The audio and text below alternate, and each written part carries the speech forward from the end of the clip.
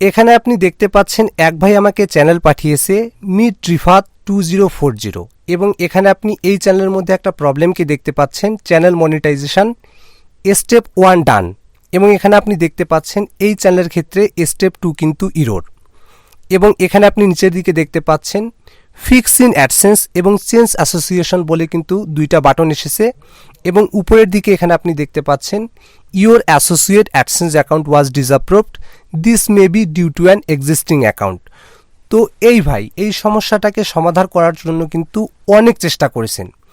তো সমস্ত চেষ্টা যখন তার ব্যর্থ হয়ে যায় তখন কিন্তু তিনি এসেছেন আমার কাছে এবং এই অ্যাকাউন্টটাকে কিন্তু তিনি হ্যান্ড ওভার করেছেন।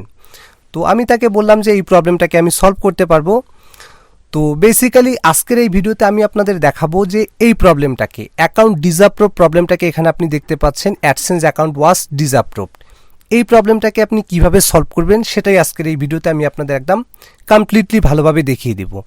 বাট তার আগে আপনার কিন্তু এটা জানা অনেক প্রয়োজন যে এই যে অ্যাকাউন্টটা মিড রিফাত 2040, এই অ্যাকাউন্টটার মধ্যে এই প্রবলেমটা আসলো কিভাবে, অর্থাৎ মনিটাইজেশনের সময় যখন তিনি মনিটাইজেশন অ্যাপ্লাই করতে গেছেন কেন তার অ্যাকাউন্টের মধ্যে এই প্রবলেমটা এসেছে।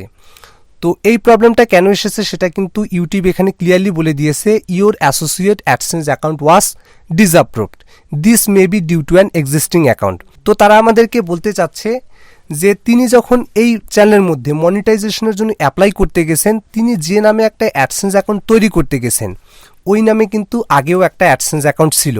তো আপনারা এটা ভালো করেই জানেন যে অ্যাডসেন্সের পলিসিতে কিন্তু এটা ক্লিয়ারলি বলে দেওয়া আছে যে one user can use one AdSense only.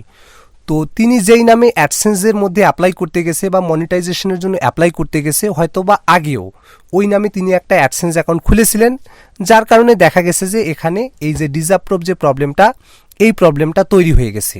তো এখন আপনারা এই প্রবলেমটাকে কিভাবে সলভ করবেন সেটাই এখন আমি আপনাদের বলে দিচ্ছি।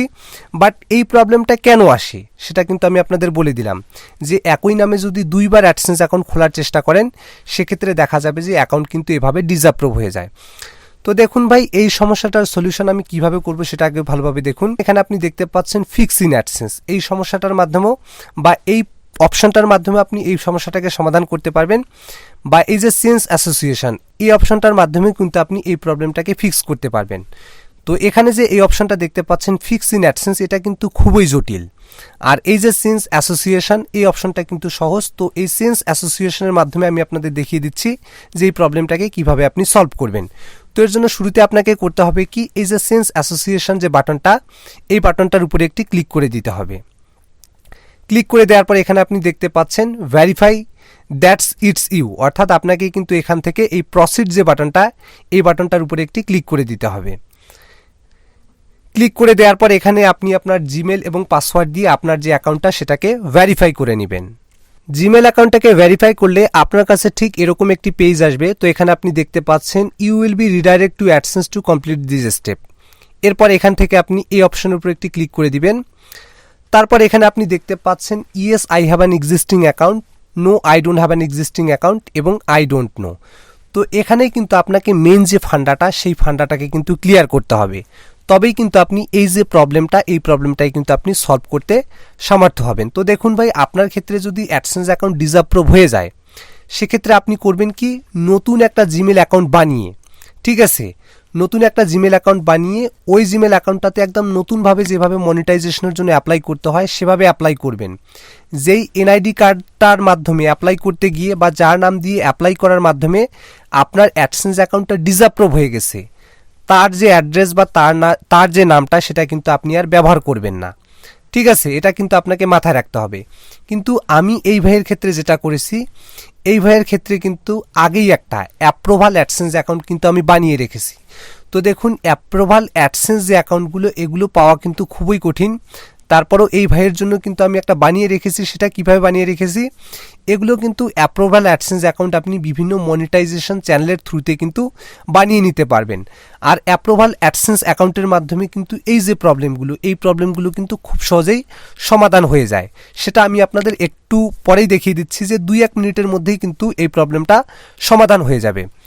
তো আপনার কাছে যদি অ্যাপ্রুভাল অ্যাডসেন্স অ্যাকাউন্ট না থাকে সেক্ষেত্রে আপনি করবেন কি, no I don't have an existing account এই অপশনের উপর ক্লিক করে আপনি নতুন একটা জিমেল অ্যাকাউন্ট খুলে ওই জিমেল অ্যাকাউন্টটাকে সিলেক্ট করে তারপর অন্য কারো ভোটার আইডি কার্ড বা অ্যাড্রেস দিয়ে তারপর ওটাকে আপনি ফিল আপ করে দিবেন। সেক্ষেত্রে অনেক ক্ষেত্রেই দেখা যায় এই যে প্রবলেমটা, এই প্রবলেমটা কিন্তু সলভ হয়ে যায়, বা মোস্ট অফ দ্য কেসেস দেখা যায় যে সলভ হয় না। সলভ না হলে আপনারা আমার সাথে আর কি যোগাযোগ করতে পারেন, সেক্ষেত্রে আমি আপনাদের সহায়তা করব এগুলোকে সলভ করে দেওয়ার জন্য। But most of the cases কিন্তু সলভ হয়ে যায়। তো এখানে যেহেতু আগে ভাগেই এই ভাইয়ের জন্য আমি একটা অ্যাপ্রুভাল অ্যাডসেন্স অ্যাকাউন্ট বানিয়ে রেখেছি, যার জন্য এখান থেকে আমি yes I have an existing account এই অপশনটার উপর একটি ক্লিক করে দিব। দেন এখান থেকে কন্টিনিউ যে অপশনটা, এই অপশনটার উপর একটি ক্লিক করে দিব। ক্লিক করে দেওয়ার পর এখানে আপনি দেখতে পাচ্ছেন আপনার যে জিমেল অ্যাড্রেসগুলো, সেই জিমেল অ্যাড্রেসগুলো কিন্তু শো করাবে।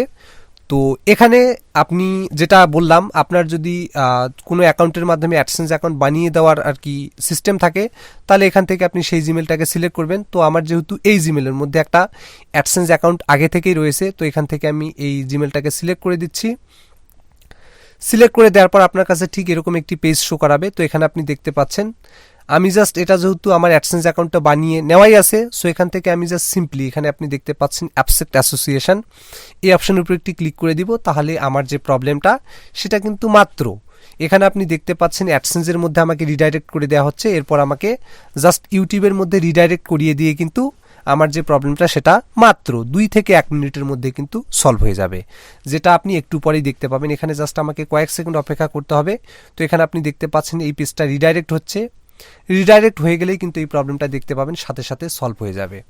এখানে আপনি জাস্ট ওয়েট করুন, দেখেন এই যে ইরোটা কিন্তু আর থাকবে না। এখানে একটু লোড নিচ্ছে, এখানে দেখতে পাচ্ছেন লোড নিচ্ছে, হয়তোবা নেটওয়ার্কের একটু এখানে এবার আপনি দেখুন যে স্টেপ 2টা কিন্তু ডান হয়ে গেছে। You have successfully linked an AdSense account, অর্থাৎ আমি এই চ্যানেলের মধ্যে কিন্তু একটা সাকসেসফুলিভাবে একটা অ্যাপ্রুভাল অ্যাডসেন্স অ্যাকাউন্ট কিন্তু অ্যাড করে দিয়েছি। তিনি আর কি আমাকে যার তথ্য দিয়েছিলেন তার তথ্য অনুযায়ী কিন্তু এখানে আপনি দেখতে পাচ্ছেন স্টেপ 2টা কিন্তু আমি তাকে ডান করে দিলাম। তো এভাবেই কিন্তু আপনি চাইলে আপনার ইউটিউব চ্যানেলের মধ্যে যদি এরকম ডিসঅ্যাপ্রুভ প্রবলেম আসে, তাহলে সেই সমস্যাগুলোকে আপনারা খুব সহজেই সমাধান করে নিতে পারবেন। তো এই ছিল আজকের এই ভিডিও। তো ভিডিওটি যদি আপনার ভালো লেগে থাকে তাহলে ভিডিওটিতে একটি লাইক করবেন, আর চ্যানেলে নতুন হয়ে থাকলে চ্যানেলটিকে সাবস্ক্রাইব করবেন। Till then take care and stay safe.